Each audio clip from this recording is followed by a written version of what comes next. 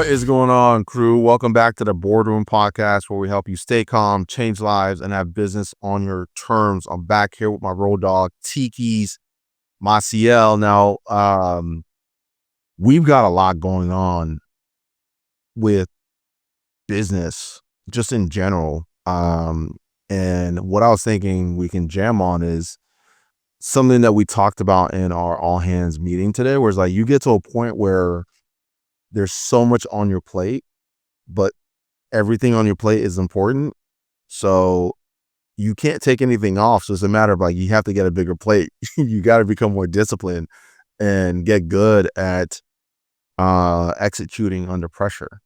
All right. So what do you want to kind of start off with? Because there's a lot of things going on. We can dive into some of the stuff with Blue Chip and marketing. We can dive into team stuff because we've got acquisition cranking, and now the back end is like half it out. I think we could start there. If we have a little bit of time, we can go to the Blue Chip because we found some pretty cool things that we thought would work but don't work, and this is what does work. So there we can go that route. But I think a bigger thing that we want to maybe talk first, at least, is probably the back end of whatever company that you could be currently running. Obviously, for us, we have Charlie, we have Blue Chip, we have other endeavors, but we can talk specifically about what are we feeling right now, because acquisition is going up, right? And it went up fast. Like, it wasn't gradually going up. Somebody wanted to press the gas full throttle out of nowhere, and now we came to, like, it just went, and then we're like, dang, like, dude, wait. Yeah. Granted, we have a lot of operations and systems in place, or if it weren't, then it would be a absolute. It would be awful if we didn't have the processes that we have in place, which is the only reason why I was comfortable like going balls to the wall and going like, all right. Because I mean, I was telling the team, it was a couple months ago when I was like, all right, guys, get ready, because we're laying the foundation for getting the flywheel going for acquisition again. All right.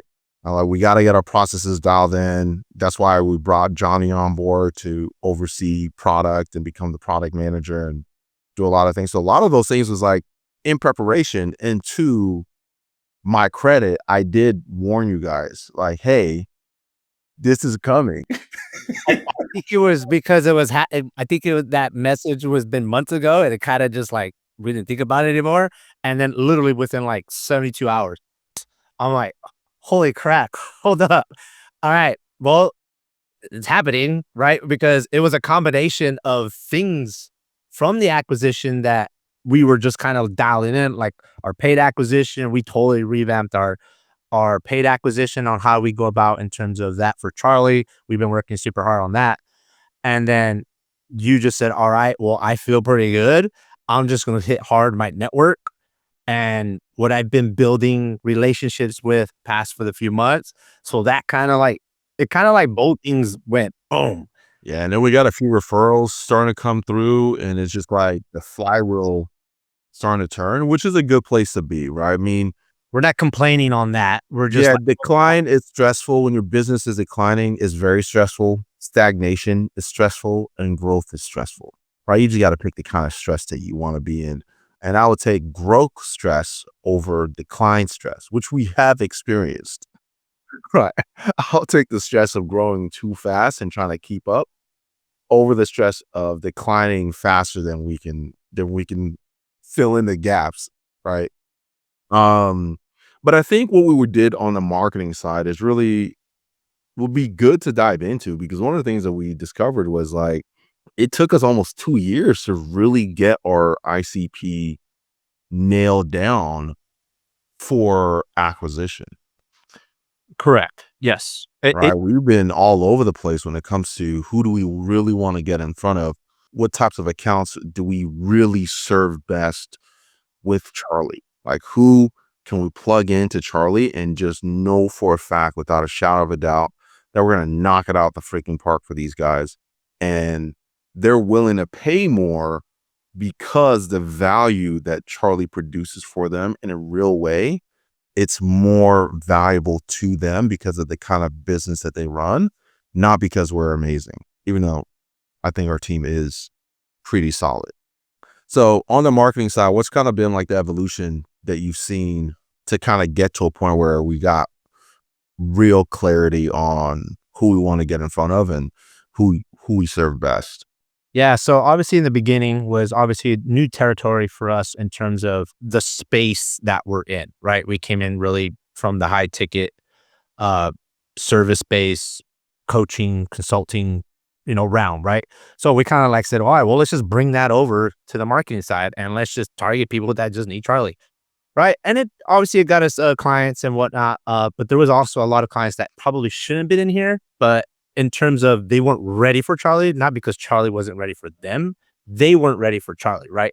So it kind of turned out to being a bad client. And it just made that client just hard to deal with because they just weren't ready. Like their business wasn't ready to have a AI into the company, right? At a Yeah. high level. So it caused a lot of issues on the back side of things, caused way more work for the team, in terms of that. So after really diving in, looking at back stuff, talking to the sales department, figuring out who we really want in here, and we literally took a dive, like, probably, like, I don't know, maybe month and a half ago is where we sat down and say, "Who the hell do we want in here?" Like, Yep. seriously, right? Who and then we just dove deep. Yeah, and then it was like, not only who do we want, but who can we serve best, right? Who do we know that if we were to onboard them, I would be able to give them a freaking guarantee because of how good of results we know we can deliver that type of client, you Exactly. know? Exactly. And we had to go back and forth quite a bit. I mean, there was probably, we were going back and forth in Voxer for maybe like a couple weeks, almost 3 weeks. Like it'd be like random where we'd be like, all right, here's like the copy or here's the angle that we're gonna use. And then we'd be like, oh no, like let's try this. And then you had sent me a message of a competitor and what they had in their copy. And then I saw another thing and then it just kind of clicked and like, this is the kind of clients that we work with. If they're spending more than $5,000 a month on ads and have a high ticket book a call funnel, we can plug Charlie in and guarantee them results if their team can sell. Right. If they have a sales team that know how to sell and they've already validated their offer for cold traffic, we can plug Charlie into the business and get them really freaking good results. And it took so long to get to that breakthrough because even now, as I say it, it sounds so damn simple. It's like why did it take us 2 years to get that? And I think it's worth unpacking that for those who are listening. If you don't know who your ICP is, I mean, we work with any and everyone in the beginning, Yeah. right? We were just like, hey, let's see if we can help you, right? And here's how much it's going to cost us. Here's how much it's going to cost you for us to be able to work with you. And that's kind of how you have to go in the beginning is like, you gotta be willing to, you know, put yourself out there and take on people and try and over deliver for them. And then as you start failing, which we did, we failed miserably. Like the first year, we lost just about every freaking account that we sold. Yeah, it was rough. It was really rough, but it's like, it was a great learning opportunity. And most people in that situation would have just quit. Oh, yeah, You definitely. know, they would have just been like, oh man, like I suck. Like we can't figure this out. But I think it's the resilience to be like, okay, well, what did we learn? Right? What was the feedback? What are the things where we're like, okay, knowing what we know now, what do we need to change about the product to make it better? And knowing what we know now, even if we made the product better, would we have brought on that? Would we have taken on that client? Right? And most of the time it was like, no. Like, even if we improve the product, knowing what we know now about their business and about the kind of shop that they're running, it wouldn't have even made sense to let them become a client, right? Yeah, exactly. And now that we know who the heck we want, like even the sales team will come to us and be like, "Hey, what do you think of like this? I think of that." I'm like, "Nah, dog. Wow. No, no, I don't want to be here." You know what I mean?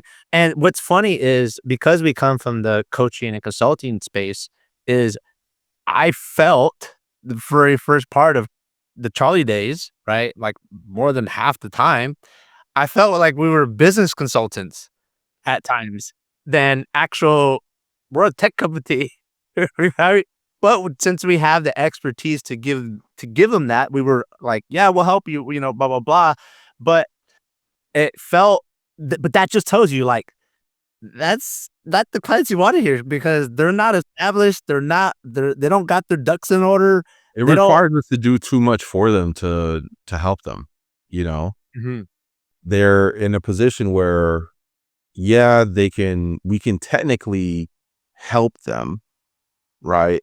But we're not suited to support them in the way that they needed, right? They needed business, like real business mentoring, business consulting, and we're sitting there trying to implement software into their business, and they're not in a position where they can get the most value from the software, and then we're having to fill in the value discrepancy by doing more than what we're supposed to be doing for them.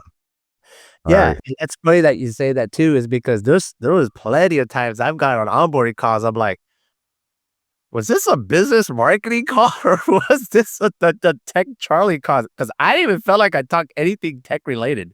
Like it just felt like they were just asking for business advice or marketing acquisition. I'm like, what are we doing here? Like this And doesn't. that's a process of eating shit in the early days, right? Now it's like we're at a point where we're figure out how to attract the kind of accounts that we really want and who those accounts are, the types of support that they need, the use case that needs to be deployed into their business.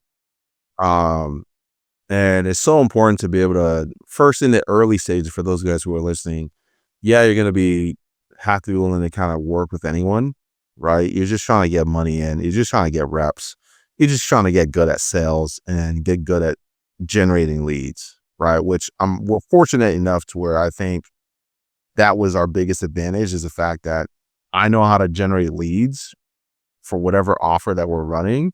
And we just got enough at bats. we had a limited, we had a get out of jail free card, which if you don't have the ultimate get out of jail free card for any business is your ability to print demand.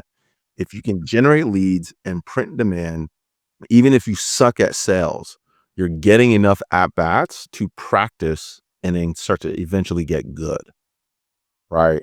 And then once you start getting good and you start selling, making sales, well, then you start quickly realizing that the sales that you're making isn't the best fit for what you're trying to do. Right. And then you start learning how to be more ethical in your closing, where you're like making sure that the people that you're allowing to become clients, you can actually deliver incredible value to. Right. And you can deliver value in a way that doesn't add unnecessary friction to your operations, right? Because we were bringing on people that we could deliver a ton of value to, but it was just like, F me, the amount of work it took to get these guys up and running. Like, bro, it's not even worth it. The amount of time, like the cost in labor alone is like, man, like it's like we are in the red on these accounts because we're having to change our process so much just to service them. Right. Right, and there was few people on the team that couldn't do that, right? So when we asked them, "Hey, go to get on this call, hey, do that," they were, like, dropping the ball because they weren't technically suited to do that because technically the position didn't really, um wasn't really for that, right? And so Yeah. the only calls that people that could take was just basically just me and you. Other than that, we're like, "Dude, we can't take all the calls," you know what I mean? Like, so that's what happens when you're bringing the wrong people in and you don't have the people for those type of seats and you're just trying to make them like just make it work, right? And then, well, you'll have like churn accounts and whatnot because just wasn't, you know, done properly. Yeah. So But that's the important thing is like failing forward. And I think one of the things that really served us well is the fact that our mindset when it came to that. Like one of our core values in the early days is still a core value, just not like our top 4. And that's being a shit eater, being willing to just roll up your sleeve, get your hands dirty. But that core value is about the mindset of embracing the suck, right?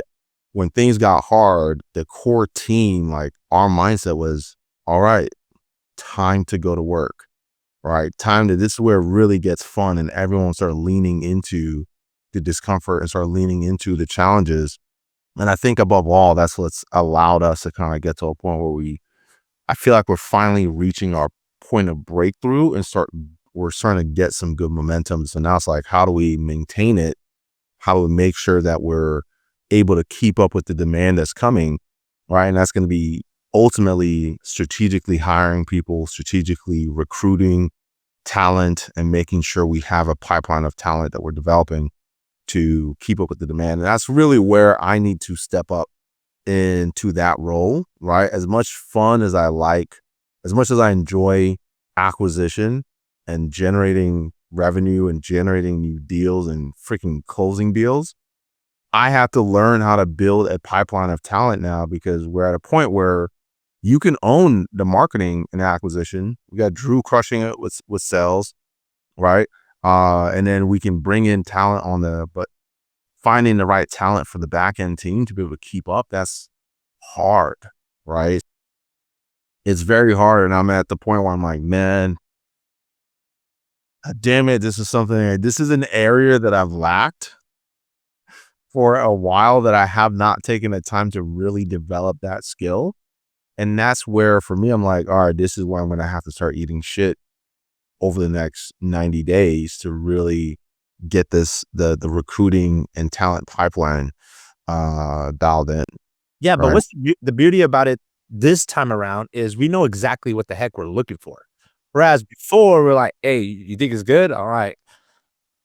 Sure. Like, I don't know exactly what we're looking for. You know what I mean? I'm like, is he a hustler? Yeah, fuck, throw him in. We'll Yeah, figure it's a it out. good core value fit, but not necessarily a good skill fit. Exactly. It's been a learning process. And some of the people that we have on our team now, it's been very, very interesting, right?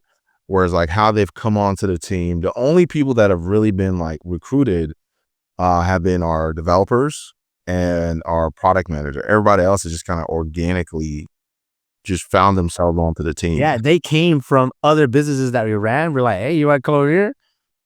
Yep. We'll figure it out. And they're like, what are we doing? Like, we'll figure it out. It's just, and what's funny is what they used to do. Hey, oh, dude, literally like 90% of that at all. Like it is, they have learned so many different skills that they didn't even know that they could do, and they're doing it. But like, if you told me like, hey, we're gonna hire that person for here, like now, I would have been like, bro, it's like they're not even qualified to do any of that. But they've put themselves to be qualified because they just been putting their head down. They're like, hey, you got to learn it. It's either you learn it or you don't got a job. So, And that's why it's important to have the right people on yeah, board, those are because good mindset people that we brought over for sure. if you're willing to learn and grow, then the sky's really the limit. Ideally, in an ideal world, the people that we hire would be already have the skill and have the mindset, right? But it's harder to teach somebody how to have a good attitude than it is to teach somebody skills. Yep, Right? I totally agree. Skills anyone can learn, but like for me, that's why I'm like, if you're not a hard worker, because I remember we discussed this not long ago. Well, like if you're not a hard worker, like I just could not be bothered to try and teach you how to be a hard worker, because I just don't have the patience and I don't have it in me. Right.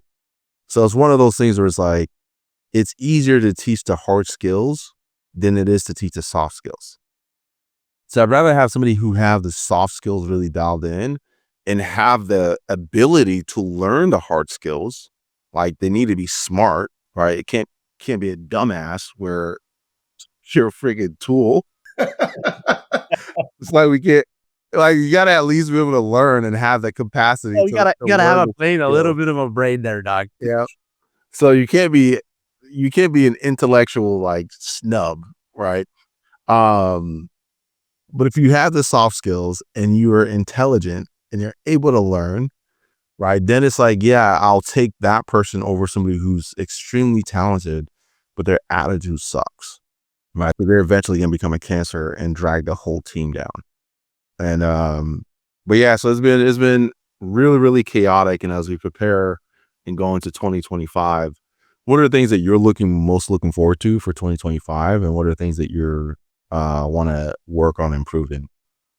Yeah, for me, in terms of 2025, definitely the acquisition because it felt like we've been working on it for forever, right? And the fact that we have our ICP now, it's very, it's not saying it's easy, but it makes it easier to do the marketing and then test things, right? Instead of just testing things, just testings, and we don't even know why we're testing it, right? So, we've done a lot of testing, like the whole front end of Charlie changed, all the copy, all the ICP, all the headlines, all the landing pages, everything completely changed. Like we just said, we're gonna blow it up. Holy, we did. And didn't take us that long. And if people just have just a little bit of patience, and it didn't take that much. It took us like what, 2, 3 weeks? And then we Yeah, started to see, it took us 3 weeks to figure out the ICP, and then, but once we nailed that, it was like a day. Like yeah, once that was nailed, it was like, all right, cool. A day to implement all the changes that we needed to make. A day for me to figure out like the copies and the different variations for like the VSL and all those things. And now it's like, all right, cool. yeah. And then we went through an opt-in nightmare, right? It was like, damn it. Like, why is it this like getting more people through? Like, it's perfect. Like, the message is right. And then what do? We took what we usually do for blue chip, that works very well, right? We said, all right, well, I'm going to take that mechanism. I'm just bringing it over and see what happens.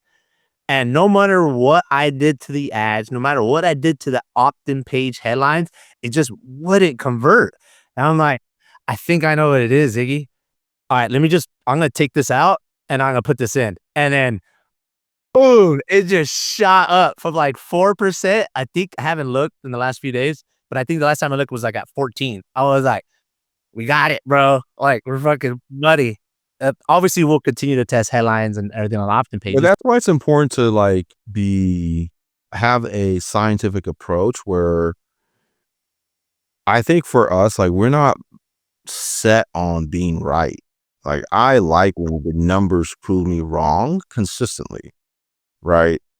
Um, I'd rather the numbers prove me wrong than for me to be fixed in my ways and ignore the data, right? Which I think too many people are just not willing to just let the numbers just be like, yeah, your idea sucks, Yeah, right? you need an ego at the door type. You know what I mean? We have no ego. I'm like, if it doesn't work, man. It doesn't work. Like, what do we got to do to make it work? You know what I mean? I'm not set in my way. Like, even though I might like this acquisition funnel, like this, I love this funnel, but if it doesn't work for you, that doesn't work for you. Like, let's just do what we know that could work, and then because we have that mindset and how does acquisition work at a high level, like we can pivot to something very quickly, right?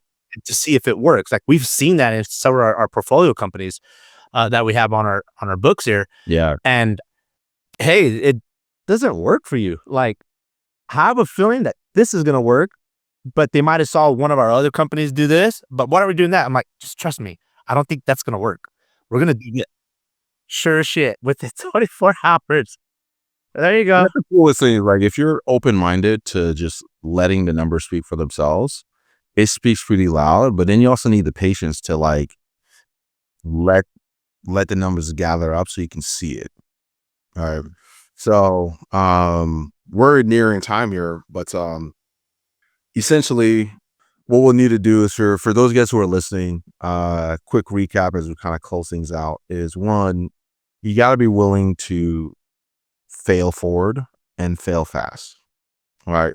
Number two, important skill to develop is a get out of jail free card, and that is like being able to generate leads. If you can generate leads, you have unlimited at bats, right? Being able to generate leads, being willing to fail forward, and then letting the numbers speak for themselves and iterating based on not just numerical feedback, but qualitative feedback where for the sales process, we were selling people, but then we weren't able to service them. And we had to sit down and go, okay, why isn't this working? Would we have reserviced this person? What about the things that we're doing is not scalable, right? And have to get it to a point where it's more operationally efficient and we can actually service the people and deliver the most value to them in the most operationally efficient way, right? And not where we're servicing people and delivering the most value in the most operationally inefficient way that just did not make sense, right?